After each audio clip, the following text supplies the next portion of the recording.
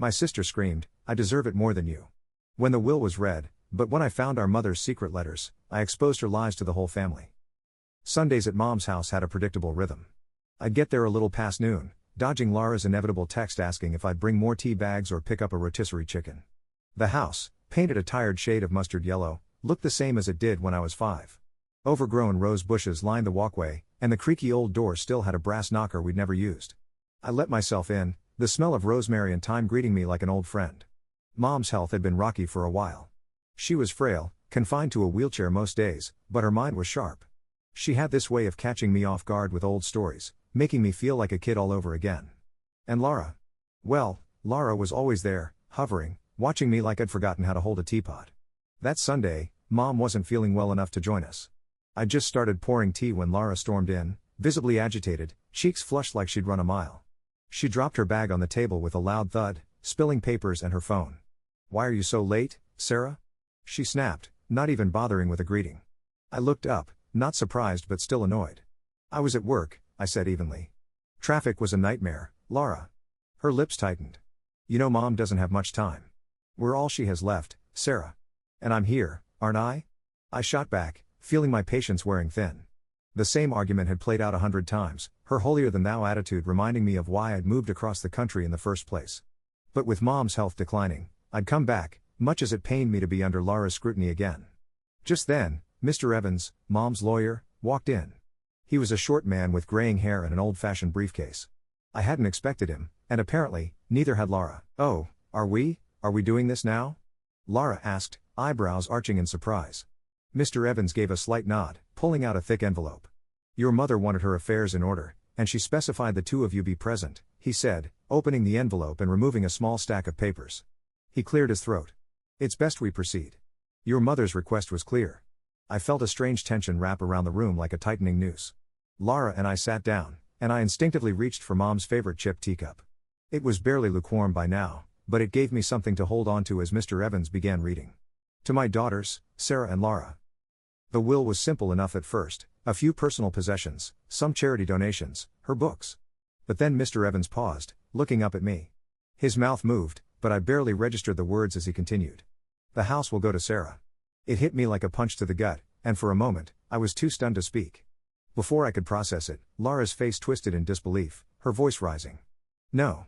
she shrieked, slamming her hands on the table so hard that Mr. Evans nearly jumped. "No, that can't be right. I deserve it more than you." Her voice was raw, angry, reverberating off the old wooden walls like a slap. I stared at her, mouth open, caught between shock and confusion. "Laura, what are you talking about?"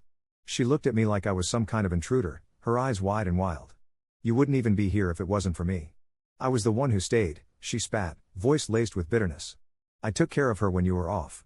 Living your fancy life in New York." I blinked, absorbing the sting of her words.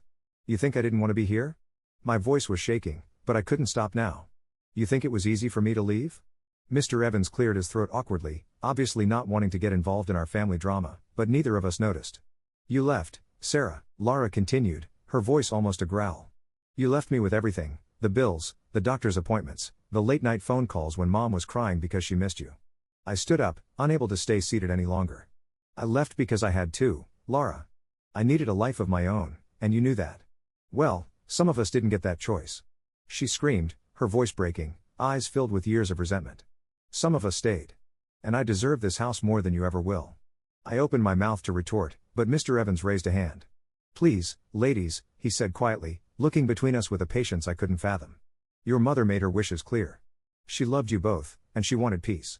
Laura's face hardened, and I could feel her hatred, sharp and visceral. She stormed out, leaving a trail of hurt and anger in her wake. I stood there in silence, the weight of her accusations pressing down on me, wondering if I'd made a terrible mistake by coming back at all.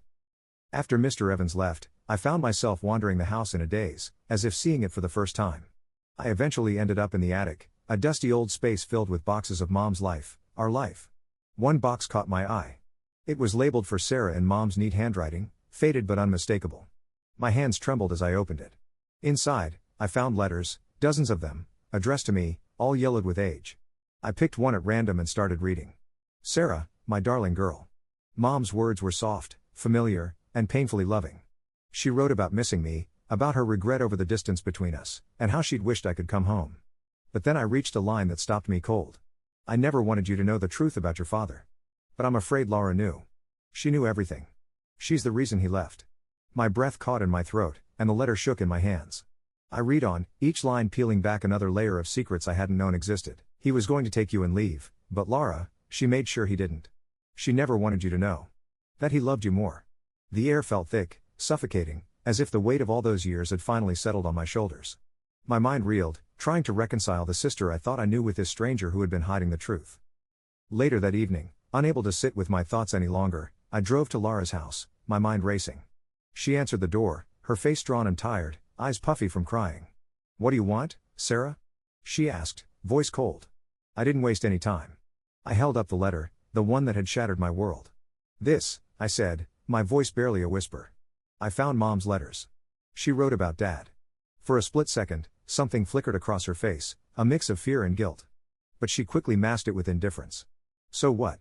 she muttered. "That was years ago." I stepped forward, anger bubbling to the surface. "You knew, Laura. You knew he wanted to take me, and you let him leave without telling me why." Her face turned pale, and she looked away. "It was complicated, Sarah. You were just a kid." "Don't give me that," I shouted, feeling tears pricking my eyes. "You kept this from me, Laura. You kept me in the dark for all these years." She crossed her arms, voice trembling. "I was protecting you, okay? I did what I thought was best." "Protecting me?" I laughed bitterly, unable to hold back the years of resentment. "You were protecting yourself. You didn't want to share him, didn't you?" Her silence spoke volumes. She didn't deny it. And for the first time, I saw her vulnerability, the sister who'd been as lost and broken as I was, hiding behind her need to control everything. "I'm sorry, Sarah," she whispered, barely audible. But I couldn't respond. The wound was too deep, the betrayal too raw. We stood there in silence, two sisters divided by years of secrets, facing each other with nothing left to say. The weeks that followed were painful and raw, filled with awkward family gatherings and moments of forced civility. But over time, the anger softened, replaced by an understanding that only comes from shared pain. Laura and I eventually agreed to sell the house, each of us walking away with a little piece of Mom in the hope of something resembling peace. In the end, it wasn't about the house, or the money, or even the secrets we'd kept from each other. It was about forgiveness, about letting go of the past so we could find a way forward. And though our relationship would never be the same, I knew we'd both carry a part of Mom with us, her memory a quiet reminder of the love that had always been there, hidden beneath the layers of resentment and hurt. For the first time in years, I felt free to live my life, not defined by my family's choices, but by my own. And as I walked away from that old yellow house, I knew that, somehow, we'd both be okay. In the weeks following my confrontation with Laura, I struggled with an ache that no amount of forgiveness could ease. I'd read all the letters, one by one, uncovering years of manipulation and deceit. I'd felt every twist of Mom's quiet anguish and my father's departure like fresh wounds, realizing just how deep Laura's control had stretched, control she'd held not out of love, but jealousy and resentment. But I didn't just want peace. I wanted the truth to be known. With renewed clarity, I went back to the lawyer's office. Mr. Evans looked surprised to see me but offered me a polite smile and gestured for me to sit. I handed him Mom's letters, carefully sealed in a fresh envelope. His face paled as he skimmed through the first few pages, his mouth tightening. These change everything," he murmured, glancing up at me. "Sarah, are you sure you want this revealed?" "Absolutely," I replied, my voice steady. "It's time the family knows what really happened."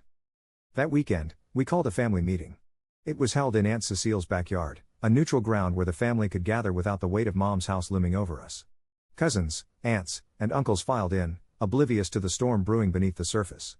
And then Laura arrived, her face carefully composed, clearly expecting to control the narrative, as always. She'd likely assumed I'd moved on after our last confrontation, that I'd swallowed my pride like I always had. But this time, things were different. When everyone was seated, I cleared my throat, gathering the letters and handing copies to each family member, watching his eyes scan the pages, expressions morphing from confusion to shock. "What is this?" Aunt Cecile muttered, squinting at the paper. "Sarah, what are you saying?" I took a deep breath, my heart pounding, but the determination coursing through me kept my voice steady. "These letters are from Mom, written to me over the years, but never sent. They reveal the truth about what happened with our father. And Laura's role in it." A ripple of gasps went through the group. Laura's face turned crimson, her eyes darting from me to the pages in her relative's hands. "Sarah, you don't know what you're talking about," she hissed, her voice a mixture of fury and panic. This is just Mom's bitterness. You know she wasn't herself." "Laura, stop," I cut her off, my voice cold. Mom wasn't bitter, she was in pain, pain that you helped cause by keeping secrets and manipulating her emotions. I turned to face the family, addressing everyone at once. Our father wanted to take me when I was a kid. He wanted to stay a part of my life, but Laura convinced him to leave, painting herself as the savior who held the family together while I was too young to know the truth. And she kept that secret all these years, even as our mother suffered. Uncle Ted, usually stoic, shook his head slowly, looking at Laura in disbelief. You kept Sarah and her father apart? How could you do that to your own sister, Laura? I did what was best, Laura stammered, her voice faltering. Mom would have been lost without me. Sarah left, and I stayed. I was the one who was there. Because you pushed everyone else away, I countered, unable to mask the bitterness in my voice. Mom didn't need you there to manipulate her, she needed love and honesty.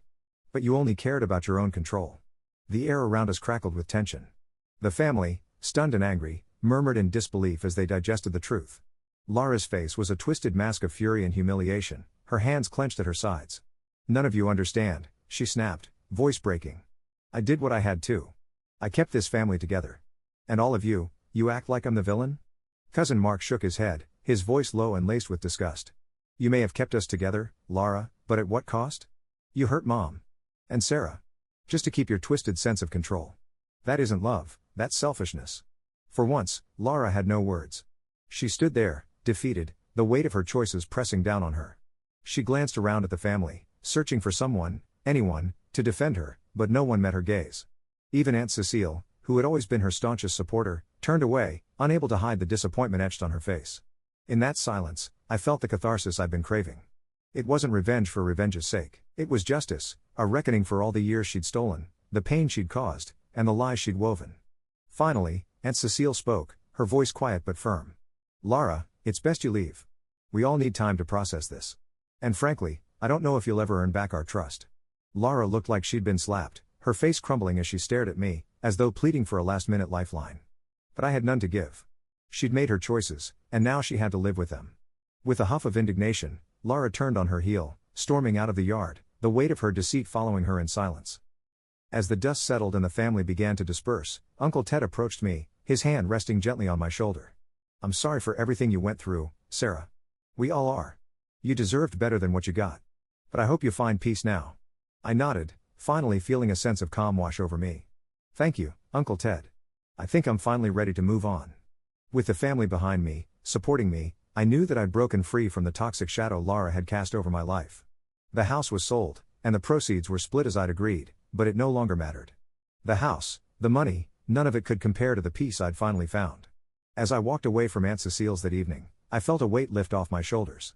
I was free to live my life on my terms, no longer bound by Laura's lies or my family's expectations. And for the first time in years, I felt a sense of hope for the future, one built on truth, strength, and the freedom that came from finally taking back control of my own life. In the end, I didn't need revenge for closure. I needed the truth. And by exposing Laura's lies, I'd reclaimed not only my family's respect but also the power she'd once held over me. I walked into that night knowing that, despite everything, I was finally, truly free.